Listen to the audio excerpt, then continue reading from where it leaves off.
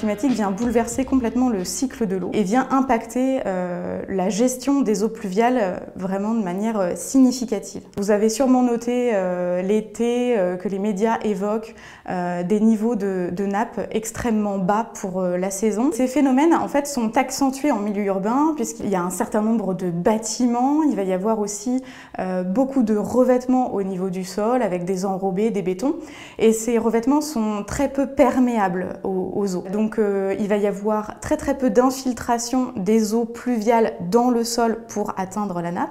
Donc ça limite forcément la recharge naturelle de la nappe.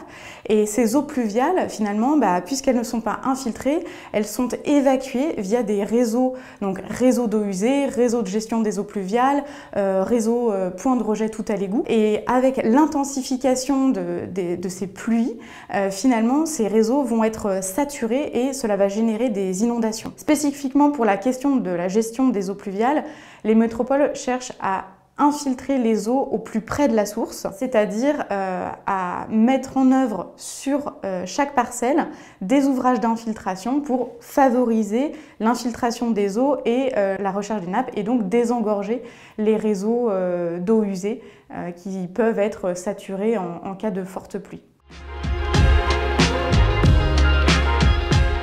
Les sols en milieu urbain présentent très souvent des polluants à l'état de trace, donc à très faible concentration. Si on infiltre de l'eau à travers ces sols, on va potentiellement les remobiliser et donc ces polluants qui sont initialement dans les sols vont potentiellement être transférés vers la nappe. La problématique, c'est qu'effectivement, si on infiltre de l'eau, finalement, on va dégrader la qualité de nos nappes phréatiques et donc ça peut avoir de réelles répercussions sur finalement la ressource en eau et l'approvisionnement en eau potable de qualité.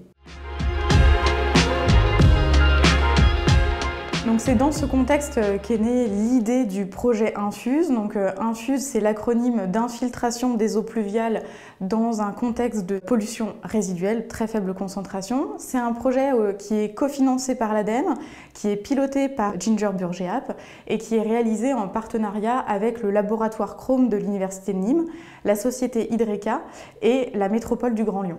Ce projet, il a pour objectif de développer un outil d'aide à la décision pour statuer sur la compatibilité entre la qualité des sols et les risques liés à l'infiltration des eaux pluviales à travers ces sols.